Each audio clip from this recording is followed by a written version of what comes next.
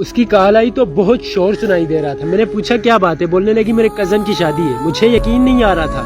میں نے پھر پوچھا یار سچ بتاؤ کیا بات ہے؟ بولنے لگی میرے کزن کی شادی ہے. میں نے کہا ٹھیک. تو کچھ ٹائم گزرنے کے بعد اس نے اپنے لہنگے کی تصویر بھیج دی. میں نے ایک میسج ٹائپ کیا ماشاءاللہ سے آپ کا لہنگا بہت پیارا ہے. تو وہ رات گزرنے کے بعد دوسری رات اس کی کزن کی مہندی تھی. رات کو 12 بجے کا ٹائم تھا. میں نے اس کو کال کی لیکن اس نے کال پک نہیں کی. میں نے میسج کیا اس کا کوئی رسپانس نہیں آیا. تو میرے دل میں بہت عجیب خیال آنے لگ گئے. رات کو 2 بجے کا ٹائم تھا. میں نے اس کے کزن کی آئی ڈی آن کی, ٹک ٹاک کی آئی ڈی آن کی. جیسے ہی میں نے اس کی کزن کی ٹک ٹاک کی آئی ڈی آن کی تو مجھے ایسا لگ رہا تھا کہ میرے پاؤں کے نیچے سے زمین بھاگ گئی, کیونکہ شادی اس کی کزن کی نہیں بلکہ اس کی ہو رہی تھی. میں نے فوراً سے اسے کال کی.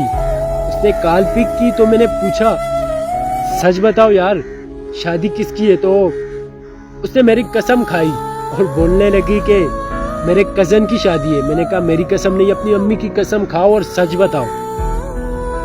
تو وہ رونے لگ گئی اور کچھ ٹائم کے بعد جواب آیا کہ میرے امی کی قسم شادی میری ہو رہی ہے. اس ٹائم میں بہت زیادہ رو رہا تھا.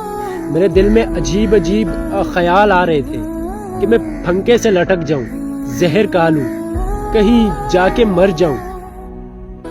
سچ میں مجھے کبھی ایسا نہیں لگ رہا تھا کہ میں اس کے بنا جیوں گا. آج اس کی شادی کے تقریباً 3 سال گزر گئے لیکن میں جی رہا ہوں. میں نے کبھی یہ نہیں سوچا تھا کہ میں اس کے بنا جیوں گا. میں آج بھی اس سے بے انتہا محبت کرتا ہوں.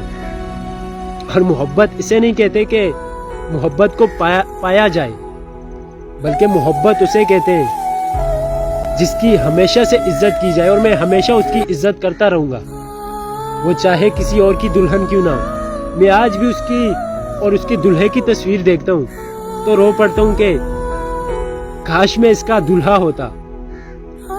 لیکن قسمت کی بات ہے, میں اللہ پاک پہ بھروسہ کرتا ہوں اور میں ہمیشہ اس کی عزت کرتا ہوں, سب سے زیادہ عزت کرتا ہوں اور ہمیشہ اس سے پیار کرتا رہوں گا.